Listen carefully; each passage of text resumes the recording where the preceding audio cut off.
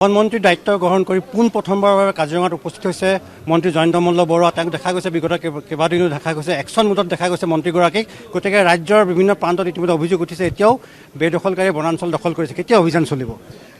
বেদখলকাৰী বা বনাঞ্চল বেদখলকাৰীৰ ওপৰত প্ৰতিটো মুহূৰ্ততে অভিযান চলি গৈ থাকিব। ইয়াত চিন্তা কৰিবলৈ যোৱাবাৰ আমি 1.5 লাখ বিঘা মাটি বেদখলমুক্ত কৰিছিলোঁ, তাৰ বেছিভাগ অঞ্চলে বনাঞ্চল। আৰু আজিও অসমত হায়েষ্ট বনাঞ্চলে বেদখলকাৰী ৰাস্তাত আছে। গতিকে বনাঞ্চলৰ বেদখল উচ্ছেদ কৰাৰ ক্ষেত্ৰত আমাৰ চৰকাৰখন অতি কঠোৰ। ইয়াত বেলেগ কথাই নাই, যি বনাঞ্চলতে এইবিলাক অচিনাক্ত মানুহ বা যিবিলাক আগ্ৰাসনকাৰী আছে তেওঁলোক একদম নিশ্চিত থাকক, অতি তীব্ৰ গতিত বনাঞ্চলৰ উচ্ছেদ চলি থাকিব। হাতী মানুহৰ সংঘাত ৰোধৰ বাবে কি ব্যৱস্থা লৈছে? ইতিমধ্যে আমি প্ৰথম পৰ্যায়ত আমাৰ বিধায়কসকলৰ লগত এখন সভা কৰিলোঁ।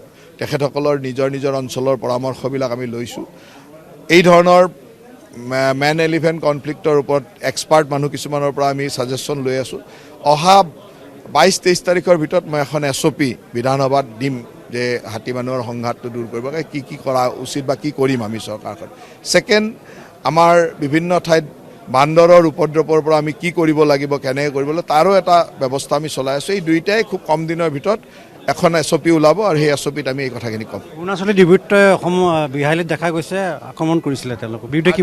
আজিও তাত আমাৰ জোৱানসকলে বা আমাৰ বনকৰ্মীসকলে সুন্দৰভাৱে কাম কৰি আছে। আমাৰ কথা হ'ল যে সীমা বিবাদটো থাকিব পাৰে, সীমা বিবাদটো এটা বেলেগ বিষয়, কিন্তু বনাঞ্চল ধ্বংস সীমা বিবাদৰ নামত হ'ব নোৱাৰে। গতিকে আমি ইমিডিয়েটলি তাক ইক'লজিকেল টাস্ক ফ'ৰ্চক দায়িত্ব দিছোঁ যাতে ইমিডিয়েটলি যিমান বন কাটিছিল তাত লগালগ গছ লগাব লাগে, আৰু সেই কামটো আজিও চলি আছে আৰু চলি থাকিব পূৰ্ণগতিত। ক্ষতিগ্ৰস্ত কৰা লোকসকলক এটা ক্ষতিপূৰণ দিয়াৰ কথা কৈছিলে। এতিয়া সেইটো SOPত আহিব যে আমি কিমান।